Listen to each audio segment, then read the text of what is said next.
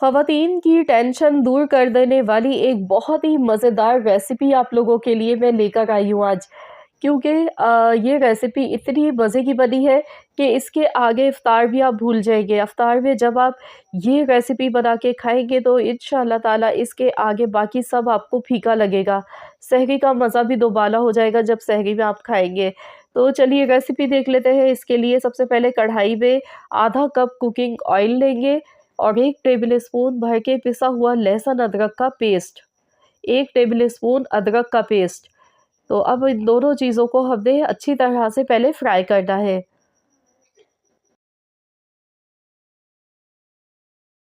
आधा किलो मैंने गोश्त लिया है, बगैर हड्डी का गोश्त है मेरे पास। आधा किलो बीफ से मैं बना रही हूँ ये रेसिपी। आप चाहे तो इसे चिकन या मटन के साथ भी बना सकते हैं। अब हमने अच्छी तरह से गोश्त को फ्राई करना है, इतनी देर तक कि गोश्त का कलर चेंज हो जाए। इससे ये होगा कि गोश्त की जो अपनी एक कच्चेपन की स्मेल होती है वो दूर हो जाती है और बहुत ही अच्छा-सा गोश्त का फ्लेवर आता है। लहसुन, अदरक के साथ अच्छी तरह गोश्त को फ्राई कर लें। इसके साथ खड़े मसालों में 1 बादियात का फूल, 2 बड़ी इलायची, 1 जावित्री का फूल, ये इसमें शामिल करना है। इससे बहुत अच्छी खुशबू आएगी इसमें। तो मज़ीद अभी हमने गोश्त को अच्छी तरह से 2 से 3 मिनट तक फ्राई करना है। गैस का फ्लेम मैंने हाई रखा है, हाई फ्लेम पर अच्छी तरह से फ्राई कर लें। अब इसमें प्याज शामिल करनी है। तो यहाँ पर टोटल 2 मीडियम साइज़ की मैंने प्याज ली थी। प्याज इसमें रफली कटी हुई शामिल कर दी है। तो बस प्याज को तो अब हमने बहुत ज़्यादा नहीं पकाना है, बस इतना पकाएंगे कि प्याज की भी जो एक अपनी स्मेल होती है कच्चेपन की वो दूर हो जाए। प्याज को हमने 30% तक फ्राई करना है, इसका कलर चेंज नहीं करना है। तो बस अब हम प्याज को भी अच्छी तरह से फ्राई कर लेते हैं कि प्याज इसमें सॉफ्ट हो जाए। तो आप देख सकते हैं 3 मिनट हुए मुझे पकाते हुए और प्याज देखिए अच्छी तरह से सॉफ्ट होने लगी है। बस हमने प्याज का कलर चेंज नहीं करना है, इतनी देर ही इसे पकाना है कि इसकी एक जो स्मेल होती है कच्चेपन की वो दूर हो जाए। अब इसमें नमक शामिल कर देंगे, हस्बे ज़रूरत 1 टीस्पून मैंने नमक का शामिल किया है। अच्छी तरह से मिक्स कर लेंगे। आज मैं आप लोगों के लिए बीफ मलाई हांडी की रेसिपी लेकर आई हूँ जो कि बहुत ही मज़ेदार बनती है। तो यहाँ पर अब इसमें हस्बे ज़रूरत मैंने पानी शामिल कर दिया है, सिर्फ़ नमक मैंने डाला है और कोई मसाला इसमें शामिल नहीं किया है। हस्बे ज़रूरत पानी इतना डाला है कि गोश्त इसमें अच्छी तरह से गल जाए।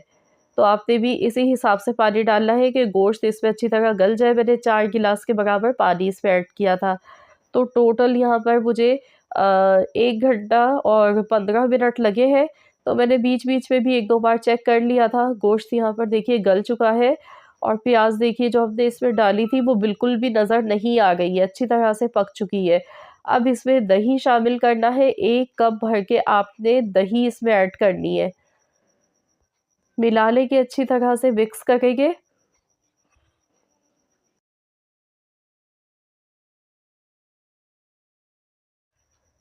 अब इसमें मसालों में हम डालेंगे यहाँ पर कुटा हुआ धनिया, होममेड पिसा हुआ धनिया है मेरा ये 1 टेबल स्पून और हाफ़ टेबल स्पून पिसा हुआ ज़ीरा इसमें शामिल किया है। गोश्त गल जाने के बाद ही आपने ये दोनों मसाले डालने हैं ताकि इसकी बहुत अच्छी सी खुशबू आ सके।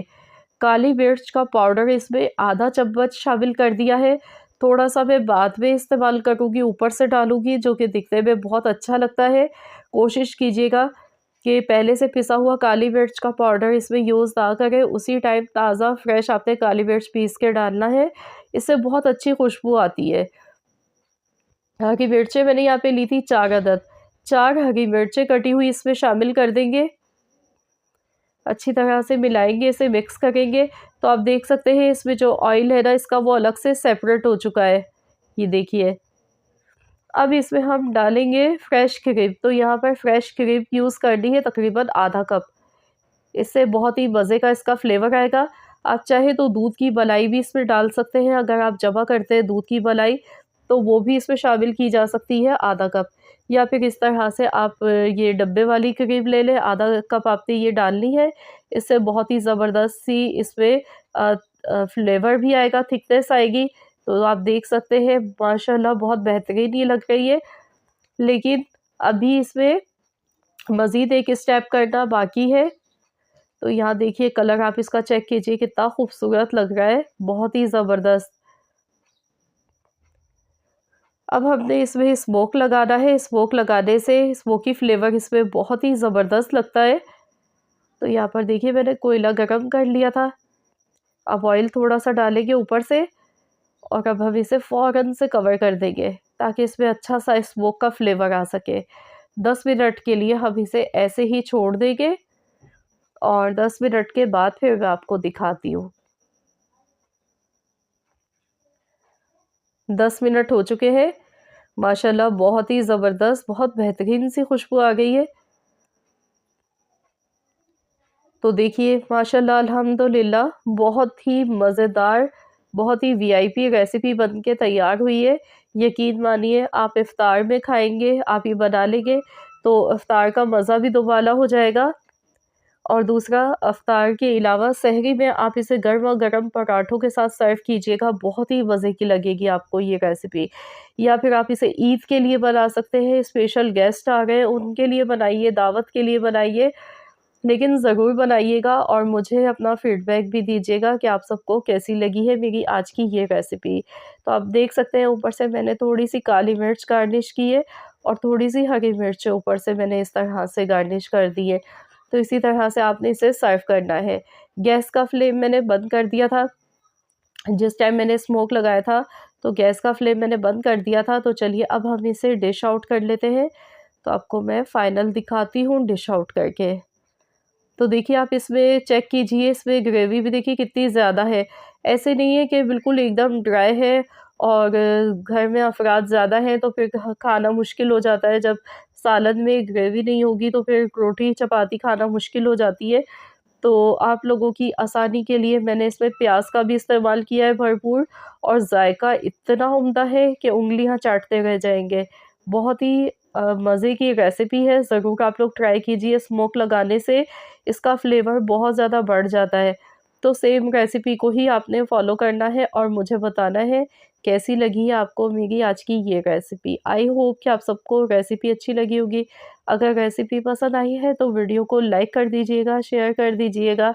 चैनल पर नए हैं तो चैनल को भी सब्सक्राइब कर लें। मिलते हैं इंशाअल्लाह ताला एक और नई रेसिपी के साथ, तो जब तक के लिए अल्लाह हाफ़िज़।